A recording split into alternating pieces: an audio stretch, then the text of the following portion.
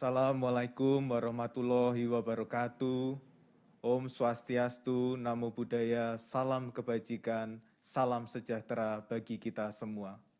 Hari ini Sabtu 10 Juli 2021, saya akan menyampaikan perkembangan terkini terkait dengan implementasi pemberlakuan pembatasan kegiatan masyarakat atau PPKM darurat. Bapak Ibu sebangsa setanah air, perkembangan kasus COVID-19 masih menunjukkan peningkatan yang eksponensial, termasuk di luar Jawa dan Bali. Berdasarkan arahan Presiden Bapak Joko Widodo, untuk beberapa daerah di luar Jawa dan Bali juga perlu diberlakukan PPKM darurat. Penentuan wilayah yang perlu diberlakukan PPKM darurat didasarkan pada parameter sebagai berikut. Pertama, tingkat keterisian tempat tidur atau BOR mencapai lebih dari 60%. Kedua, terjadi peningkatan kasus aktif secara signifikan. Ketiga, pencapaian vaksinasi masih di bawah 50%.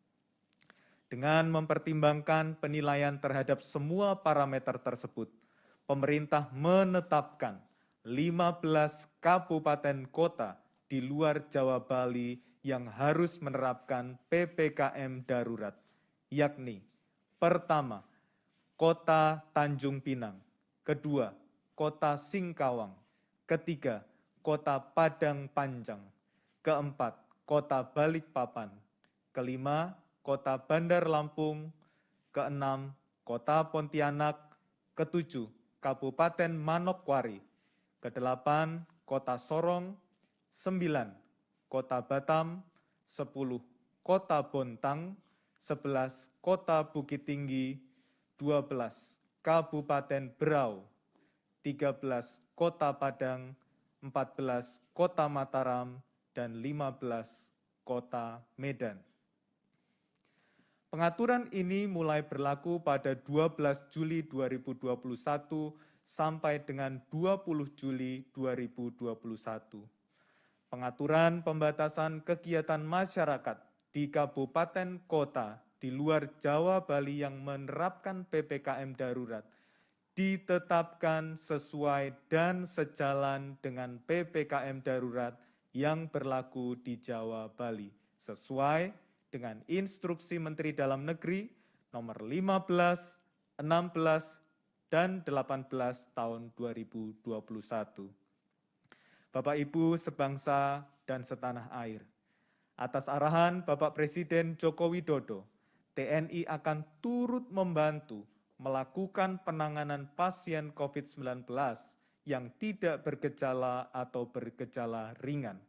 Untuk itu, Koordinator PPKM Darurat mengarahkan agar asisten operasional TNI mengumpulkan data-data kasus positif yang nantinya akan dijadikan dasar untuk mendirikan shelter atau tempat-tempat perawatan dari TNI. Penentuan lokasi shelter nantinya akan ditentukan bersama Kementerian Kesehatan untuk menghindari tumpang tindih dengan upaya-upaya yang sudah dilakukan Puskesmas. Penanganan pasien COVID-19 oleh TNI akan didukung oleh dokter dan tenaga kesehatan yang ada, serta tambahan tenaga kesehatan dan dokter yang sedang dalam masa pendidikan. TNI juga diberikan amanat untuk mendistribusikan paket obat yang telah disediakan oleh Kementerian BUMN. Koordinator PPKM Darurat juga memberi arahan kepada TNI dan Polri untuk memetakan peluang penambahan tempat perawatan, baik untuk isolasi mandiri maupun untuk perawatan intensif di seluruh Jawa Bali maupun luar Jawa dan Bali. Diharapkan seluruh komando daerah militer atau Kodam beserta jajarannya memberikan opsi penambahan rumah sakit dengan segera. Pemerintah sangat mengapresiasi pengabdian personil TNI dan Polri yang selalu siap terjun saling membantu, dan bekerja sama menyelamatkan saudara kita sebangsa dan setanah air. Kementerian Kesehatan dan Satgas Penanganan COVID-19 di BNPB akan mendukung penyediaan barang-barang atau alat kesehatan yang diperlukan. Target pemerintah adalah ruang isolasi dan ruang perawatan intensif di seluruh Jawa dan Bali akan ditingkatkan 40% dari kapasitas sebelumnya. Bapak Ibu sebangsa dan setanah air, kita patut bersyukur bahwa angka kesembuhan kita hari ini mencapai 28.561 orang, hampir menyamai rekor kesembuhan kita kemarin. Namun, angka kasus baru masih tinggi, di mana penambahan kasus COVID-19 hari ini mencapai 35.094 kasus per pukul 14.00 WIB, sedangkan angka kematian mencapai 826 orang. Korban meninggal juga termasuk tenaga kesehatan dan petugas yang bekerja terus-menerus untuk merespon situasi darurat ini.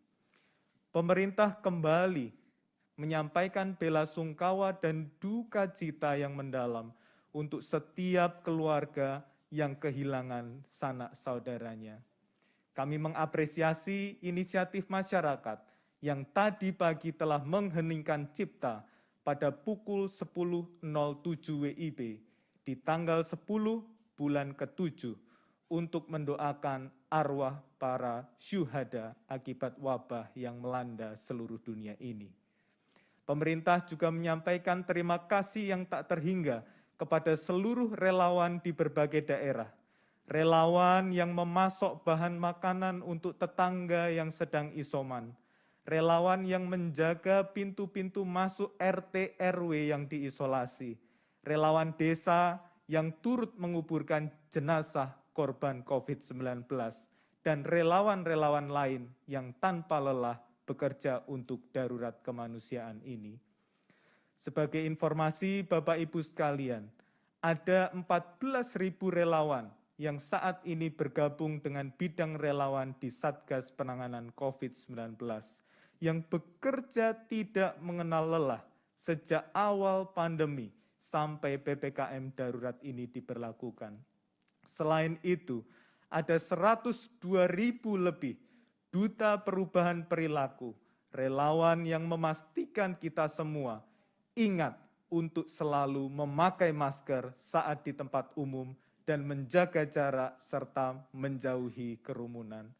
Mereka bukan saja melakukan pengamatan dan melaporkan tingkat kepatuhan prokes di seluruh provinsi di Indonesia, tetapi juga mengedukasi dan bahkan menegur masyarakat yang masih belum disiplin. Sekali lagi, kami haturkan terima kasih yang tulus kepada para relawan, pahlawan kami semua, bangsa Indonesia. Bapak Ibu Saudara sebangsa setanah air, 51 juta dosis vaksin COVID-19 sudah diberikan kepada 36 juta lebih masyarakat yang menerima dosis pertama dan hampir 15 juta orang yang menerima dosis kedua. Ayo, ikuti program vaksinasi, segera daftar sekarang juga, dapatkan perlindungan dari COVID-19. Kita berkeyakinan bahwa dengan kerja bersama, kita mampu keluar dari situasi darurat pandemi COVID-19 ini. Indonesia bisa. Semoga Tuhan Yang Maha Esa melindungi dan memberkati bangsa Indonesia. Wassalamualaikum warahmatullahi wabarakatuh. Om Santi Santi Santi Om.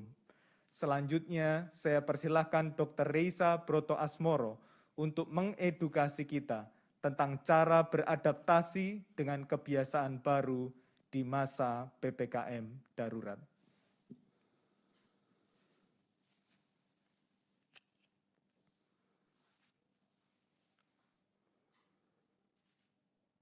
Yang beredar di Indonesia telah mendapat izin Badan POM untuk memastikan bahwa vaksin tersebut memenuhi standar kualitas dan keamanan. Ketika vaksin COVID-19 disuntikan ke dalam tubuh manusia, vaksin memperkuat sistem imun dengan membentuk suatu memori untuk melawan virus yang menyebabkan COVID-19.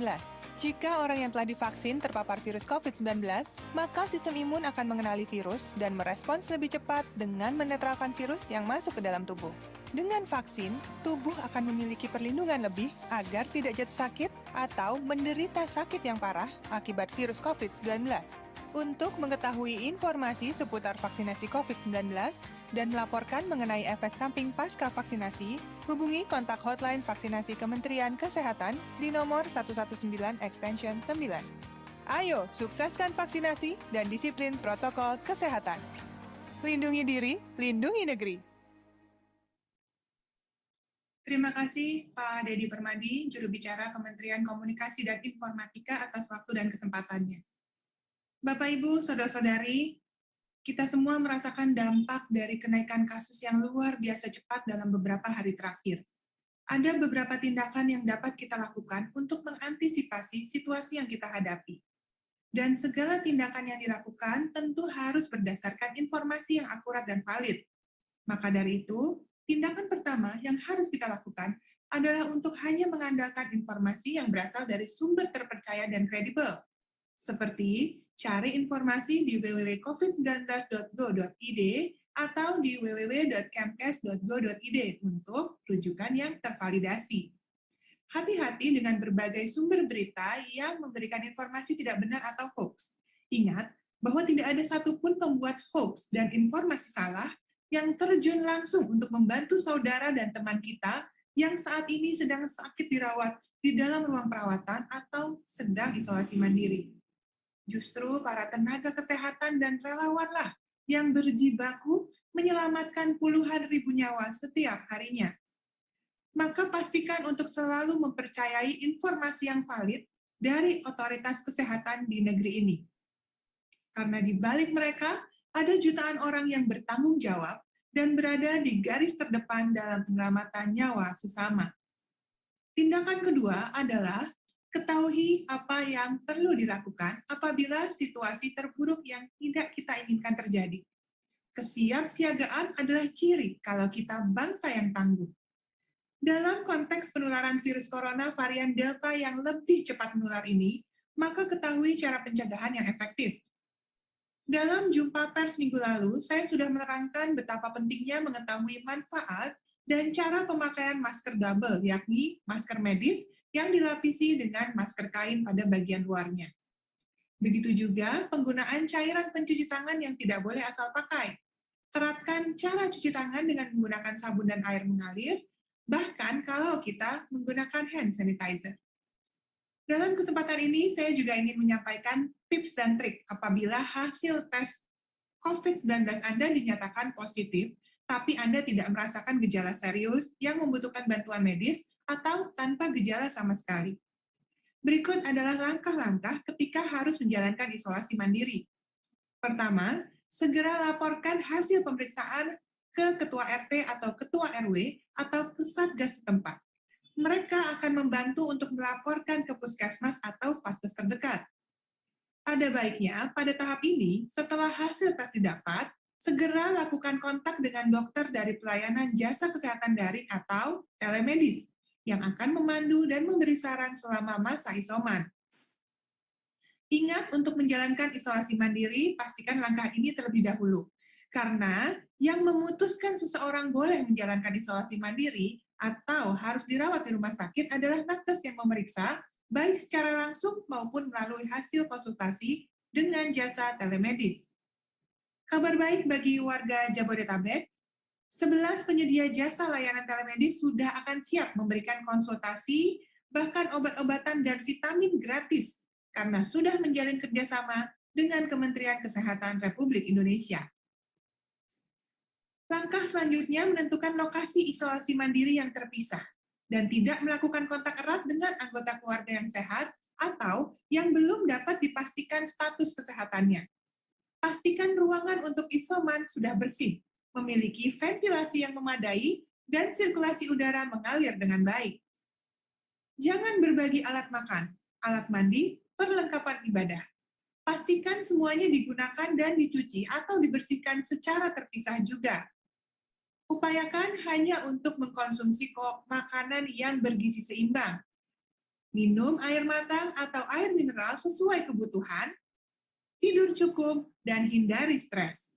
Usahakan sinar matahari dapat masuk ke kamar isolasi, dan sebaiknya Anda berjemur minimal 15-30 menit setiap harinya. Kemudian siapkan stok vitamin dan suplemen lainnya. Pastikan yang sudah ada izin Badan POM. Untuk kebutuhan obat, maka lakukan konsultasi dan minta resep dokter apabila memang diperlukan pengobatan lainnya. Siapkan oximeter. Ini penting untuk mengetahui kadar saturasi oksigen di dalam tubuh. Kemudian, siapkan juga termometer untuk memeriksa suhu badan. Dan kalau bisa, sediakan juga alat pengukur tekanan darah otomatis untuk memantau kondisi secara lebih lengkap. Kalau Anda merasa fit, siapkan juga alat olahraga ringan dalam ruang isolasi mandiri. Dan pastikan ada alat komunikasi seperti telepon genggam yang selalu siap pakai. Ini penting, karena selama 10 hari atau sesuai anjuran dokter yang mengawasi, Anda tidak boleh melakukan kontak erat atau bertemu langsung dengan siapapun, termasuk anggota keluarga. Dan masa selesai isolasi diputuskan oleh dokter yang mengawasi, bukan keputusan pribadi. Jadwalkan konsultasi dengan dokter selama masa isoman. Dokter bisa merujuk ke rumah sakit apabila timbul gejala yang termasuk gejala sedang atau berat. Ini adalah hal terakhir yang kita inginkan. Insya Allah, setelah masa periode infeksi virus selesai, kondisi tubuh akan semakin membaik. Imunitas mampu melawan dengan agresif serangan si virus, dan kita dapat segera kembali sehat walafiat. Manfaatkan waktu sebaik-baiknya selama masa isolasi. Tetap semangat, berpikir positif, dan manfaatkan waktu dengan berdoa kepada Tuhan Yang Maha Esa. Isolasi mandiri bukan berarti kita sendirian tanpa bantuan orang lain. Isolasi boleh mandiri, tetapi sampai sembuh dan bahkan sampai kembali negatif dari COVID-19, Anda tidak perlu sendirian. Dukungan dari anggota keluarga, lingkungan, tempat tinggal, dan para nakes yang merawat secara virtual akan membantu kita sembuh dan pulih kembali. Bapak, Ibu, Saudara-saudari, tindakan ketiga yang akan kita lakukan dan bisa kita lakukan karena mendapat informasi yang akurat adalah membiasakan membuang limbah masker dengan benar. Limbah masker habis pakas tidak boleh dibuang sembarangan. Pengelolaannya harus dilakukan dengan tepat, agar tidak menimbulkan dampak berbahaya dan beracun bagi kesehatan manusia dan lingkungan. Bagaimana cara yang tepat membuang masker medis sekali pakai? Masker yang sudah selesai dikumpulkan di satu tempat. Kalau hanya satu, bisa langsung disemprotkan desinfektan atau rendam dalam lautan yang mengandung alkohol atau klorin. Robek tali dan bagian tengah masker agar rusak dan tidak dapat dipergunakan ulang oleh orang lain. Masukkan ke dalam wadah tertutup atau dibungkus plastik dengan rapat dan siap dibuang ke tempat sampah. Penting sekali untuk selalu cuci tangan dengan baik dan benar, terutama dengan sabun dan air mengalir selama minimal 20 detik setelah menangani limbah masker medis. Mudah bukan? Jangan sampai salah ya. Ikuti proses tadi agar lingkungan tetap aman dan sehat. Bapak, Ibu, Saudara-saudari, anak Indonesia yang saya banggakan, tentu situasi pandemi ini tidak mengenakan. PPKM darurat bahkan lebih memperketat peraturan saat kita beraktivitas di luar. Maka, tetaplah tinggal di rumah. Terapkan protokol kesehatan ketat. Kalau memang Anda terpaksa untuk pergi keluar rumah. Dan pastikan segera ikut serta program vaksinasi COVID-19. Daftar dan antar para lansia yang perlu dibantu. Dan temani jadi saksi bersejarah hidup mereka. Ketahuilah bahwa dengan suksesnya program vaksinasi COVID-19 yang merata di antara masyarakat Indonesia, akan membuka kembali peluang berjumpa dengan orang tua, anak, dan cucu, serta orang-orang tersayang lainnya. Seperti yang akan kita saksikan melalui video berikut ini. Lindungi diri, lindungi negeri. Selamat sore, salam sehat dari saya, sampai jumpa.